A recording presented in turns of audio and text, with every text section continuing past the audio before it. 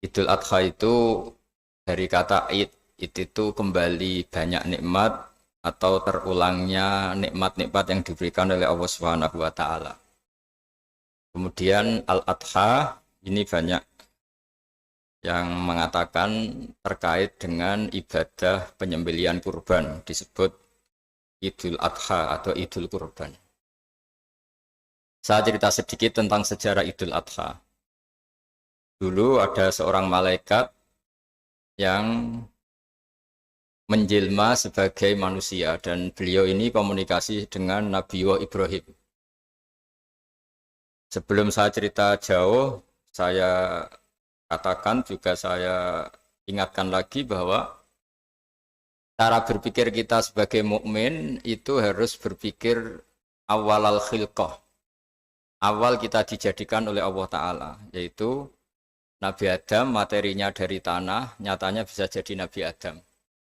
Kita dari sperma, nyatanya bisa jadi manusia dengan konstruksi yang sempurna. Dengan cara seperti ini nanti bayangkan kekuasaan Allah yang tidak terbatas menjadi mudah.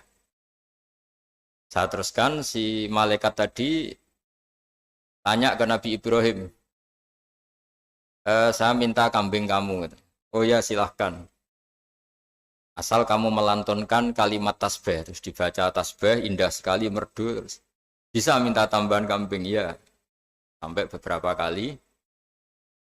Demi Allah, ini baru kambing, baru hewan. Andaikan anak saya pun, kalau demi Allah saya kurbankan. Singkat cerita, versi riwayat ini, suatu saat Nabi Ibrahim diuji dengan dimintanya anak untuk dikurbankan. Ketika beliau atas nama seorang bapak agak keberatan, terus diingatkan ulang oleh Allah Ta'ala, janji beliau demi Allah, anak pun saya kurbankan. Walhasil akhirnya beliau melakukan itu. Dan karena Allah hanya menguji, tidak niat betulan supaya anak itu disembelih, akhirnya diganti oleh kambing. Jadilah tradisi kurban itu pakai kambing.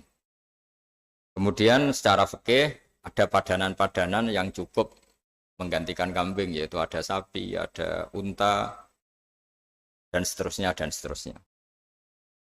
Yang menarik dari sekian referensi yang saya baca, dan ini harus disosialisasikan lah.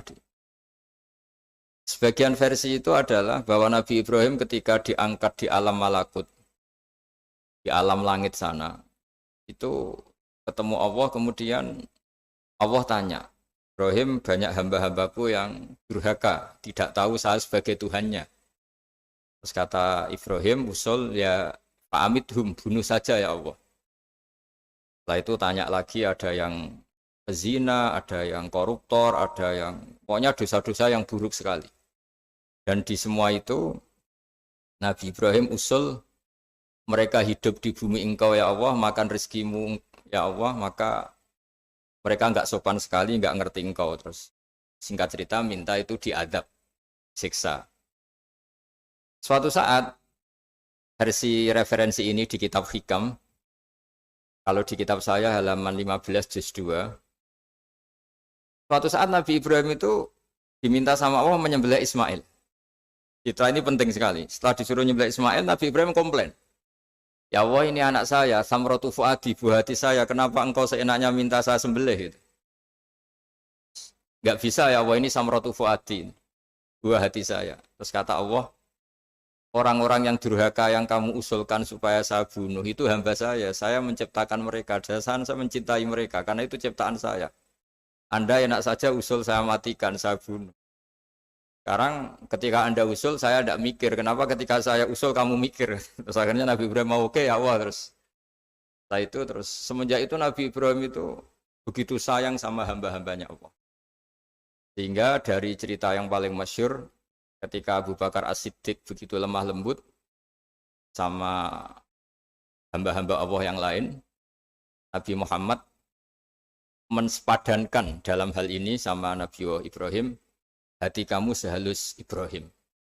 Yaitu Nabi Ibrahim, beliau akhir-akhir punya komitmen, faman tabi'ani fa innahu minni wa man aswani fa innaka ghafurur rahim. Ya Allah, orang yang ikut sunnahku maka jelas bagian dari saya. Dan yang sedang durhaka, waman asoni, saya harapkan fa innaka ghafurur rahim. Engkau Maha Pengampun, Maha Penyayang. Semenjak itu menjadi sunnatan mutaba'ah bahwa agama ini agama rahmatan lil alamin, bahwa melihat kemungkaran, melihat kebodohan, ketimpangan, itu komitmen kita ini membenahin, bukan menghabisin. Melihat kesalahan, komitmen kita ini in uridu ilal islaha mastata'tu. Komitmen kita ini ingin lebih baik, bukan mengacaukan dunia ini. Semenjak itu terus syariat-syariat Islam disebut anit tabi millata Ibrahim Hanifah, bahwa kita mengikuti millahnya Ibrahim. Sebab itu kemudian setelah ini menjadi sunnatan mutaba'ah, bahkan banyak ulama yang berpendapat ketika Rasulullah SAW Mi'raj, itu dari sekian Nabi Ulul Azmi yang enggak ketemu itu Nabi Nuh. Nabi Nuh alaihissalam, padahal termasuk Nabi Ulul Azmi.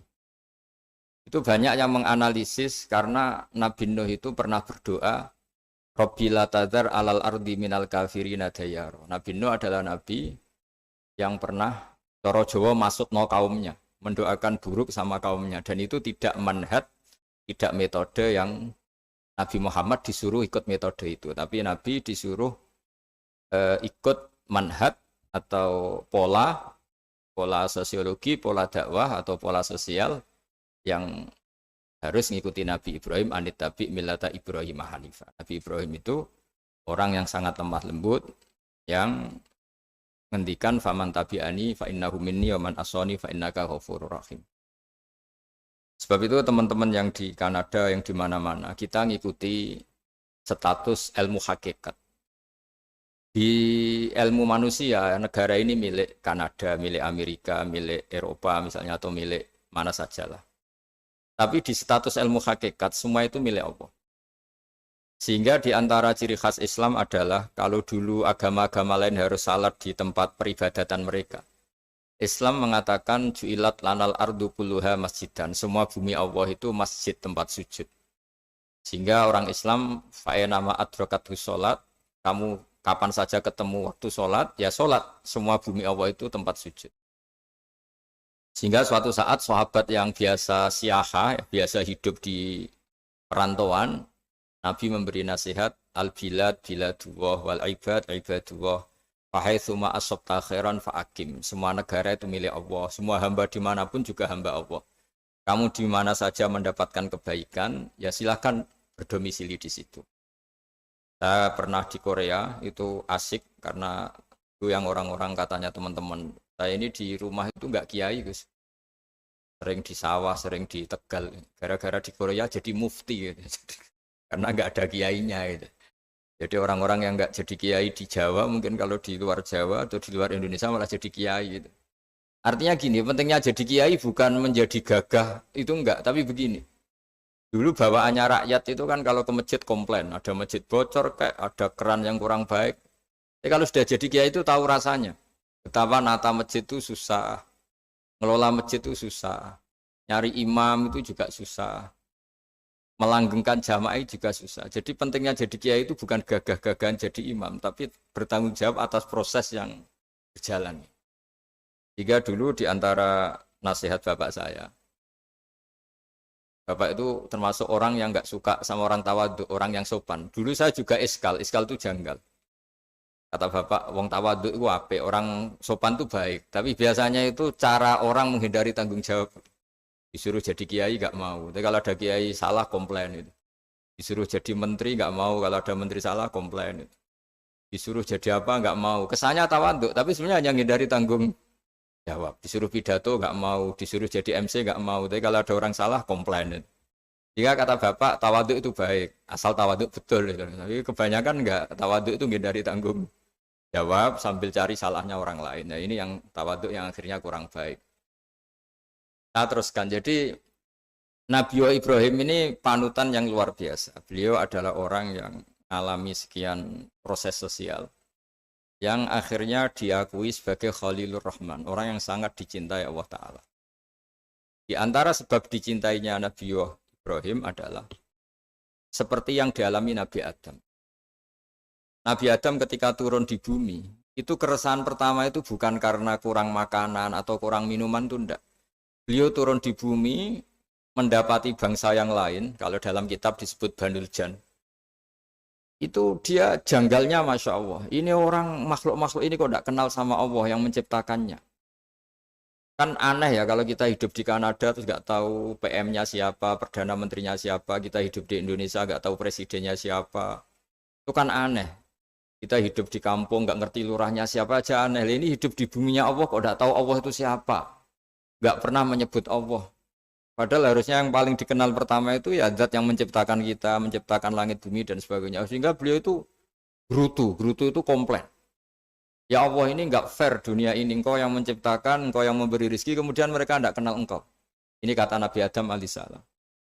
Barokahnya komplain itu, jadi komplain itu yang diridhoi Allah juga banyak. Akhirnya Allah meridhoi Nabi Adam, dosa-dosanya, salahnya itu diampuni.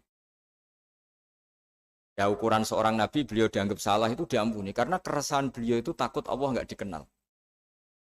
Nah, masjid yang di Kanada di Montreal juga ketakutan kita ini jangan sampai orang Islam tidak punya tempat ibadah. Meskipun setelah punya tempat ibadah, ketakutan kita jangan-jangan ibadahnya tidak sesuai sunnah Rasul. Setelah sesuai sunnah Rasul kita takut lagi, jangan-jangan memaksa sesuai tapi karena ingin benar. Dan setelah ingin benar, takutnya secara tasawuf ngimani kebenaran itu. Bukan ngimani rahmatnya Allah, tapi ngimani kebenaran itu. Akhirnya jadi ujub. Ujub itu bangga amal diterima karena kebaikannya, bukan karena fadlnya Allah, karena anugerah. Nah ketakutan-ketakutan ini khas orang soleh. Orang soleh itu kalau nggak sholat takut. Setelah sholat takut nggak sesuai syarat rukun. Setelah sesuai semua takut iktimat alal amal. Membanggakan kebenaran, tapi bukan membanggakan luasnya rahmatnya Allah Ta'ala. Sehingga di luar ilmu fikih ada ilmu namanya ilmu tasawuf, ilmu yang mengelola hati. Jadi ibarat orang itu kalau yang paling masyhur dalam cerita-cerita orang sufi, ada orang sudah masuk surga karena tidak pernah dosa sama sekali. Ini cerita-cerita yang melegenda di dunia tasawuf. Tanya Allah, kenapa kamu masuk surga? Karena saya taat terus ya Allah, nggak pernah maksiat sama engkau. Berapa lama kamu hidup di dunia? 80 tahun. Ya sudah, karena taat kamu 80 tahun, ya surga kamu 80 tahun. Ya komplain, ya Allah katanya surga selamanya. Kenapa ini hanya 80 tahun? Yang selamanya itu rahmat saya. Kalau amal kamu kan terbatas 80 tahun, maka balasannya hanya 80 tahun. Nah semenjak itu beliau sadar, oh ya Allah, masuk surga itu fadlmu, anugerahmu. Amal saya tidak ada bandingannya dengan surgamu. Nah ini jadi sehingga keyakinan ahli sunnah wal jamaah diantara ciri khasnya adalah masuk surga itu karena fadlnya Allah, karena anugerahnya Allah. Maksudnya itu oke, kita amal, tapi amal kita tetap terbatas. Tidak memberi kontribusi pada kerajaan Allah, pada kedikjayaan Allah sebagai Tuhan. Yang tidak terbatas adalah fadlnya Allah Subhanahu wa Ta'ala. Nah, keresahan-keresahan ini kemudian yang diwariskan oleh para nabi ke ulama-ulama. Di keresahannya ulama itu mirip-mirip keresahan nabi. Nabi dulu itu sampai dakwah, sampai sosialisasi kebenaran itu takut Allah itu la yuzkaru fi mulki. Allah tidak disebut, tidak menjadi aktor. Kan tidak fair kita misalnya nempat di negara orang terus nggak tahu duta besarnya siapa, terus kalau ngurus paspor di mana, ngurus visa di mana. Ini sama. Kita hambanya Allah tapi nggak pernah ngurus status kehambaannya. Harusnya kita ngurus status kehambaan kita dengan sholat, berarti kehambaan kita hidup. Dengan baca tasbih berarti kehambaan kita hidup. Makanya dalam sebuah ayat disebutkan masuk surga itu gampang. Yang susah itu kamu masuk status kehambaan itu. Makanya disebut ya aja Tuhan nafsul mutmainnah irji'i ila rabbiki radiyatan mardiyah. Pertama apa? Fadkhuli fi ibadi. Kamu harus masuk status sebagai hambaku dulu. Baru wadkhuli jannati, baru kamu baru masuk surga. Jadi orang boleh nikmati fasilitas negara lain kalau visa paspornya disahkan. Orang boleh masuk surga kalau status kehambaannya disahkan oleh Allah Subhanahu wa Ta'ala. Nah, lalu status kehambaan itu dimulai dari mana? Secara fisik kita sujud. Anggota tubuh yang begitu terhormat namanya kepala kita tundukkan kepada Allah Ta'ala.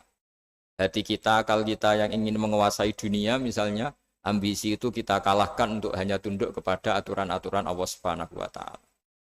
Kekhawatiran kita akan menghadapi alam akhirat, nah ini yang penting. Nanti setelah kita mati kayak apa, jadi debu, jadi tanah, lalu bangkit kita gimana? Sebagaimana mukadimah saya, ingatlah an-nas'atil ula. Ingatlah penciptaan pertama, bahwa Allah punya reputasi menciptakan Nabi Adam dari tanah, dan di tubuh Nabi Adam itu tersimpan calon generasi berikutnya ila yaumil qiyamah. Kayak apa susahnya bikin Nabi Adam kalau andikan kita boleh berpikir. Bikin satu master manusia yang akan melahirkan manusia seluruh dunia. Ibaratnya chipnya itu sudah ada di punggung Nabi Adam. Dan itu materinya dari tanah. Dengan berpikir gitu, maka ketika kita meninggal, sudah jadi tanah, kembali lagi jadi manusia adalah hal yang mudah. Karena Allah punya reputasi menciptakan manusia super, yaitu Nabi Adam dari tanah. Jika setiap kali kita iskal janggal terhadap kekuasaan Allah, kata Allah Ta'ala, Qul yuhyihalladzi ansha'aha awwala marrah. Kalau kamu janggal terhadap kemampuan saya, kemampuan kami menghidupkan tulang belulang yang sudah rapuh, sudah hancur, maka ingatlah reputasi saya, kata Allah, reputasi kami menciptakan Adam dari tanah. Ya, para nabi itu, ini semoga teman-teman yang di Kanaja masih ingat betul iman yang dilatih para guru kita di Jawa, di Indonesia. Para nabi itu saking imannya sama Allah, itu tidak ada, sampai kasarnya itu nggak tahu bedanya antara hal itu masuk akal maupun tidak. Saya beri contoh begini, kalau dalam ilmu tauhid, dan ini harus kita latih terus sampai ketemu Allah Ta'ala. Ketika telur jadi ayam, itu sebetulnya itu kita juga tidak ikut mampu bikin telur jadi ayam. Tapi berhubung sering terjadi, kita bilang telur jadi ayam itu mungkin. Mungkin itu ya mungkin sering terjadi. Padahal sering terjadi ini juga tidak yang jenis kita ikut berkontribusi. Lalu ketika sering terjadi ini kita bilang itu mungkin. Padahal saat kita bilang mungkin, juga hakikatnya kita tidak ikut menciptakan telur menjadi ayam. Lalu karena seringnya telur jadi ayam, kita bilang telur jadi ayam itu mungkin. Mungkin itu nggak muhal. Begitu juga bebijian, nanti jadi pohon besar yang rindang, yang berbuah, kita katakan mungkin. Kenapa kita katakan mungkin? Karena itu sering terjadi. Toh kita pun tidak ikut menciptakan biji jadi pohon besar, telur jadi ayam. Artinya apa? Zaman sesuatu itu sering terjadi, kita pun sebetulnya tidak pernah ikut menciptakan. Hanya menyaksikan sering, terus kita bilang itu mungkin.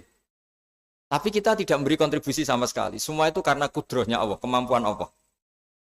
Lalu ketika ada orang yang bilang, batu ini bisa melahirkan onta. Kita bilang, muhal, batu itu tidak mungkin melahirkan onta. Tapi kalau seorang nabi itu nggak tahu bedanya antara batu melahirkan unta dengan indukan unta melahirkan unta. Karena nabi-nabi itu makomnya sudah sangat tinggi. Ketika unta induk melahirkan unta juga tidak atas kemampuan unta induk. Unta induk tidak punya kemampuan menciptakan unta. Juga karena kudrohnya Allah Ta'ala. Sehingga kalau batu mengeluarkan unta juga mungkin kalau Allah menghendaki. Hingga ketika Nabi Soleh diminta kaumnya, apa bukti engkau nabi? Tunjukkan ayat kalau engkau nabi. Yang kamu minta apa? Seekor unta keluar dari batu besar ini. Nabi Soleh dengan entengnya berdoa sama Allah dan keluarlah unta keluar dari batu. Nah itu makom yang paling tinggi. Makom paling tinggi itu kita mendudukkan Allah sebagai zat yang tidak terbatas kudrohnya. Hingga para nabi itu terus punya mukjizat. Nah, mukjizat itu mengingatkan ulang bahwa Allah itu tidak terbatas kemampuannya. Bagaimana unta keluar dari batu besar zaman Nabi Soleh, zaman Nabi Muhammad air keluar dari jemarinya Rasulullah SAW, Nabi Ibrahim dibakar tidak mempan, tetap sehat, tetap bugar. Karena semua ini sebagai bukti bahwa kudrohnya Allah tidak terbatas. Iman-iman seperti ini harus kita jaga. Apapun rasionalitas kita dan meskipun kita selalu rasional, tetap menyisakan iman bahwa kudroh Allah itu tidak terbatas. Sehingga ketika ada cerita kematian orang soleh itu ditangisi langit dan bumi, kita tidak usah iskal, tidak usah janggal. Masa bumi bisa menangis? Karena kita yang sekarang bisa nangis adalah materinya dari tanah. Materinya dari bumi. Terus iman ini kita jaga sehingga kalau kita yasinan, masih ingat, Allah kalau mengingatkan kudrohnya yang tidak terbatas, manusia disuruh ingat, Qul yuhyihalladzi ansha'aha awwala marrah. Kamu harus ingat bahwa Allah itu yang menghidupkan kamu menghidupkan semuanya ketika kamu belum menjadi seperti ini. Jadi intinya itu kita ingat meskipun telur itu lazim jadi ayam, tetap tidak karena kudrohnya ayam itu, tapi karena kudrohnya Allah. Indukan unta melahirkan anak unta juga bukan kemampuan indukan unta, karena ini juga makhluk yang lemah, tapi juga kemampuan Allah Subhanahu wa Ta'ala. Jika dengan demikian kita termasuk hamba Allah sesuai target yang diingatkan Allah. Falamma tabayyana lahu qala a'lamu annallaha ala kulli syai'in qadir. Hamba Allah yang baik adalah hamba ketika menyaksikan fenomena apapun, semua itu li ta'lamu annallaha ala kulli syai'in qadir wa annallaha qad ahata bi kulli syai'in ilma. Apapun di alam raya ini semuanya itu bukti bahwa Allah ala kulli syai'in qadir, Allah kuasa dan Allah meliputi semua makhluknya dalam pandangannya, dalam pantauannya. Jadi saya mohon teman-teman yang di Montreal, yang di Kanada, juga di manapun harus ingat status hakikat bahwa al-bilad biladullah wal ibad ibadullah fahaitsu ma asabta khairan fa'akim. Negara hakikatnya milik Allah, semua hamba juga milik Allah. Di mana saja kamu berada dan menemukan kebaikan, silahkan hidup di situ. Tentu dengan sosialisasi yang baik, baik dengan non-muslim maupun dengan muslim. Karena Allah mengajarkan wa qulu linnasi husna. Ajaran Islam adalah rahmatan lil alamin, rahmat bagi semua. Tentu tidak henti-hentinya kita menjelaskan kebenaran yang diinginkan oleh Allah Subhanahu wa Ta'ala. Saya kira demikian karena saya juga ini di sini sudah malam. Jadi saya mohon maaf mungkin tidak bisa ikuti tanya jawab karena di sini sudah malam, apalagi tadi habis takziah saya karena ya ada mas saya yang sudah sepuh sekali wafat, terus tadi barusan datang, jadi mohon maaf tidak mengikuti acara mulai pertama. Tapi saya mohon ayat-ayat Quran yang saya terangkan tadi bahwa untuk mensifati Allah kudrohnya tidak terbatas. Ingatlah bahwa kita yang secerdas ini, yang sehebat ini, kita semua manusia yang cerdas begini, matanya bisa melihat, hatinya bisa merenung, otaknya bisa berpikir cerdas, itu dari materi tanah. Dan Allah mampu. Allah bisa bikin orang miliatan gini dari satu orang manusia namanya Nabi Adam. Kayak apa susahnya bikin konstruksi Nabi Adam kalau boleh dibahasakan. Dan itu Allah punya reputasi mampu. Dengan cara seperti itu kita akan gampang iman bahwa kita setelah meninggal dan menjadi tanah, ya sama seperti kita masih hidup. Zaman kita hidup ya tidak tahu cara kerja jantung kita, nafas kita, uratnya gimana, terus sistem tubuh. Meskipun ilmu medis ngerti mengurai itu, tapi itu saja hanya ngerti, tidak menciptakan. Yang menggerakkan jantung, organ tubuh kita tetap Allah Subhanahu wa Ta'ala. Dia yang Al-Fa'ilul Mukhtar, dia yang semuanya mengendalikan kita. Artinya zaman kita hidup pun sebenarnya kita yang tidak mengendalikan kita. Nafas kita ya dalam kendali Allah, ikhtiar kita dalam kendali Allah. Sama setelah kita mati juga dalam kendali Allah. Ya guru-guru kita semuanya melatih inna sholati wa nusuki wa mahyaya wa mamati lillahi rabbil alamin. Hakikat ibadah kita, hakikat hidup kita, hakikat mati kita, semuanya tidak dalam kendali kita. Semua itu dalam kendali Allah Ta'ala. Dengan demikian terus kita insya Allah ingin jadi hambanya dulu. Baru setelah jadi hambanya, baru sah menjadi ahli penghuni surganya. Wadkhuli fi ibadi, baru wadkhuli jannati. Masuklah berstatus sebagai hambaku, baru engkau kalian semua layak menjadi penghuni surgaku. Mohon maaf atas semua kesalahan. Billahi taufik. Wassalamualaikum warahmatullahi wabarakatuh.